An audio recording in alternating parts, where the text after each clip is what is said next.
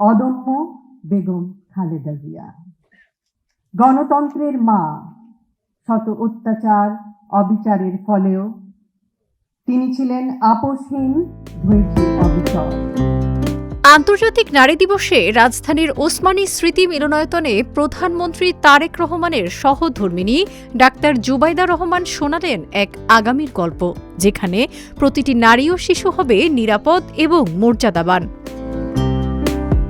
Doctor Zubaida Rahman তার বক্তব্যে শ্রদ্ধাভরে স্মরণ করেন শহীদ প্রেসিডেন্ট জিয়াউর রহমান এবং আপোষহীন গণতন্ত্রের নেত্রী বেগম খালেদা জিয়াকে।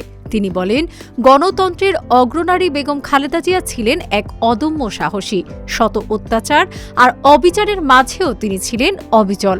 তার স্মৃতি আমাদের কাছে চির অব্যয়, চিরক্ষয়। তিনি আরও উল্লেখ করেন, বেগম জিয়ার মূল শক্তি ছিল তার দৃঢ়তা, আর নেতৃত্বের চালিকা শক্তি ছিল তার অপরিসীম সাহস। ভিশন ব্লেন্ডার সাইক্লোন প্রো সঠিক ওয়াটের শক্তিশালী মোটর ও শার্প কাটিং এজ প্লেটের কারণে মাংস কিংবা অন্যান্য মশলা নিমেষেই হয় মিহি passion. Vision Blender cyclone pro.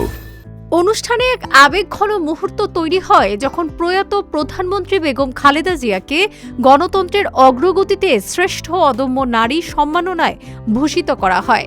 দাদির পক্ষে মহামান্য রাষ্ট্রপতির হাত থেকে সম্মাননা গ্রহণ করেন নাতনি জাইমা রহমান।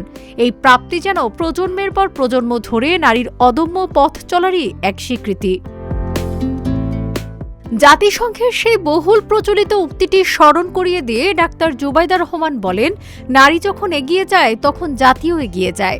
তার মতে, অদম্য মনোবলই একজন নারীর সবচেয়ে বড় শক্তি।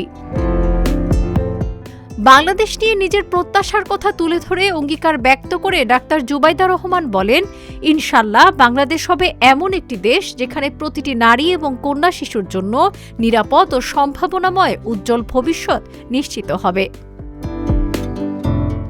আন্তর্জাতিক নারী দিবসে দেশের সকল নারীর উত্তরোত্তর সাফল্য ও সমৃদ্ধি কামনা করে ডাক্তার জুবাইদা রহমানের এই বার্তা যেন আজ প্রতিটি নারীর হৃদয়ে নতুন করে বাঁচার প্রেরণা যোগাচ্ছে।